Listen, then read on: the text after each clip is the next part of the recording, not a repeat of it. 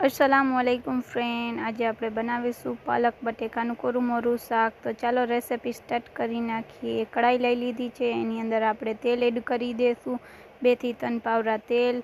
તેલ સારી રીતે ગરમ થઈ જાય તો એની અંદર જીરું એડ કરી દઈશું। જીરું સારી રીતે ફૂટી જાય તો ઝીણી સમારેલી ડુંગળી ને લીલા મરચાં પણ એડ કરી દઈશું અને ત્યાર સુધી એને સાતળી લેશું જ્યાં સુધી એનું કલર અલગ ન થઈ જાય। એની સાથે જ આપણે બટેકા પણ એડ કરી દઈશું ને બટેકાને થોડી વાર તેલમાં એમને એમ રેવા પણ દેશું એટલે સારી રીતે બટેકા પર ચડી જાય। હવે આપણે બટેકાને કવર કરી લેશું એટલે સોફ્ટ થઈ જાય ને અંદર સુધી પાકી પણ જાય।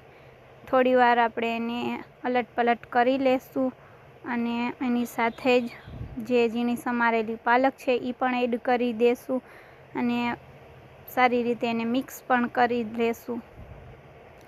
તો ત્યારે તો પાલકનું કલર સાવ અલગ દેખાય છે, પણ જેમ જેમ પાકતી જશે એમ એનું કલર પણ અલગ થઈ જશે। અને આ છે ટમેટાની પ્યુરી, 2 થી 3 ટમેટાની પ્યુરી એડ કરી દેશું અને એની સાથે જ આપણે આદુ, લસણ ને મરચાંની પેસ્ટ પણ એડ કરી દેશું અને એની સાથે જ 2 ચમચી લાલ મરચું પાવડર, 2 ચમચી ધાણા પાવડર, અડધી ચમચી હળદર, અડધી ચમચી ગરમ મસાલો અને મીઠું સ્વાદ પ્રમાણે સહેજ પાણી નાખી અને એની સાથે જ ઝીણા સમારેલા ધાણા એડ કરી અને મસાલાને થોડી વાર એમને એમ અલટ પલટ કરી લેશું જ્યાં સુધી સાવ સારી રીતે મસાલો પાકી પણ ન જાય અને એનો કલર પણ સાવ વ્યવસ્થિત ન આવી જાય ત્યાં સુધી આપણે એને અલટ પલટ કરતા રહેશું અને જ્યાં સુધી તેલ ઉપર નહીં આવે ને ત્યાં સુધી આપણે મસાલાને એમને એમ ફેરવતા રહેશું। તો ફાઇનલી હવે આ આપણો મસાલો રેડી થઈ ગયું છે, તેલ પણ ઉપર આવી ગયો છે।